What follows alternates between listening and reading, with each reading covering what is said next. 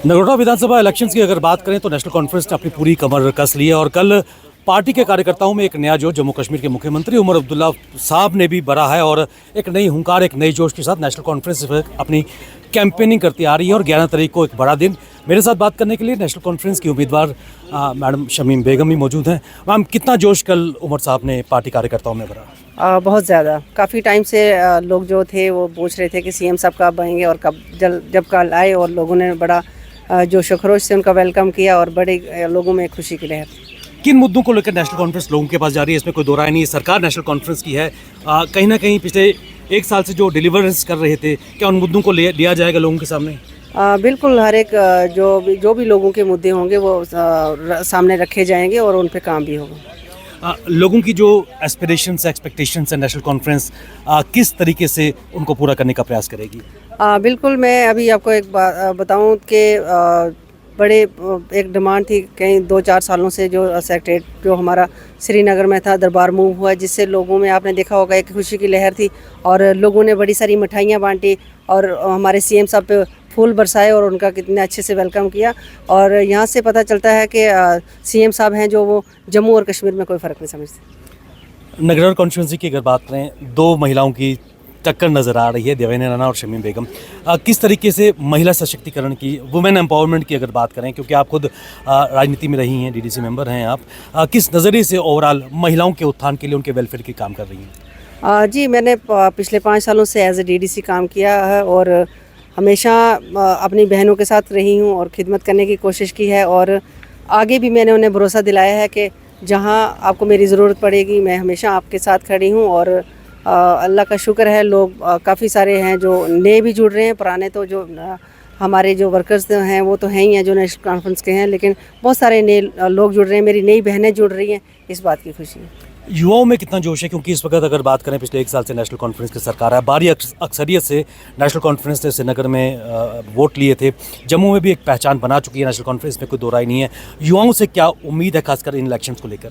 बिल्कुल, जितने भी युवा हैं मेरे भाई नगरोटा कॉन्स्टिट्यूंसी के इस वक्त मेरे साथ खड़े हैं शाना बशाना, और मैंने उन्हें भरोसा दिलाया है कि अगर मुझे रब ने मौका दिया और आप लोगों का साथ रहा तो असेंबली में ज़रूर अपने भाइयों के लिए बैठ के बात करूँगी और उनके हर एक मुद्दे को उठाऊंगी और उनके साथ उनकी लड़ाई लड़ूंगी। सुनील साहब, में आपसे मुलाकात हुई है, लेकिन यहाँ पे जो तस्वीर नज़र आ रही है फ्लैश फ्लड्स के बाद, अभी भी तबाही के मंजर यहाँ नज़र आ रहे हैं।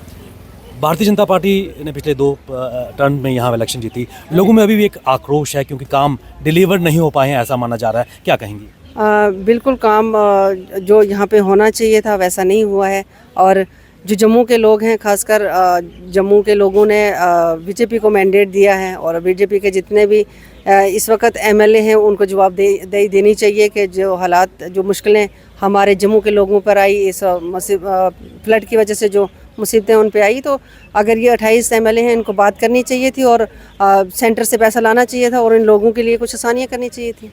शमीम जी, 5 अगस्त 2019 के बाद जम्मू कश्मीर का रीऑर्गेनाइजेशन हुआ है और उसके बाद एलजी प्रशासन यहाँ पर सत्ता में थी। बामुश्त 1 साल ही हुआ नेशनल कॉन्फ्रेंस सरकार को हुआ है, लेकिन जो कोताहियाँ काफ़ी देर से नज़र आ रही थी, भारतीय जनता पार्टी भी आपके पाले में डाल रही है, क्या कहेंगी? जब पिछले 10 सालों से वो थे तो हमारे पल्ले कैसे डाल सकती है? हम तो 1 साल से आए और 1 साल से अगर हमारे सीएम साहब इतने काबिल हैं कि वो जम्मू में आए हैं जहाँ से उनको मैंडेट भी नहीं मिला है और वहाँ पे लोग उनका ढोल और बाजे बजाकर और फूल बरसाकर उनका वेलकम कर रहे हैं, तो इससे दरबार मूव को लेकर इससे बड़ी बात क्या हो सकती है?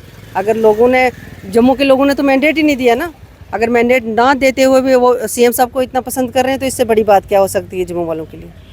11 नवंबर एक बड़ा दिन, कितनी होपफुल हैं इलेक्शंस को लेकर? उम्मीदें तो बहुत सारी हैं और मुझे पूरा भरोसा है कि नगरोटा कॉन्स्टिट्यूंसी की जो आवाम है, हमारे लोग हैं, वो बखूबी समझते हैं कि उन्हें एक बनी हुई सरकार में अपनी हिस्सेदारी डालनी है और यहाँ से मुझे कामयाब करके असेंबली में भेजना है और मुझे पूरा भरोसा अपने लोगों पर। कल इसका जिक्र भी उमर साहब ने भी किया और लगातार पिछले काफ़ी दिनों से आप ना दिन देख रही हैं ना रात देख रही हैं, लगातार लोगों के पास पहुंचकर कैंपेनिंग कर रही हैं, यहाँ पर भी लगातार डोर टू डोर कैंपेनिंग की जा रही है। आप कितनी आशावान हैं?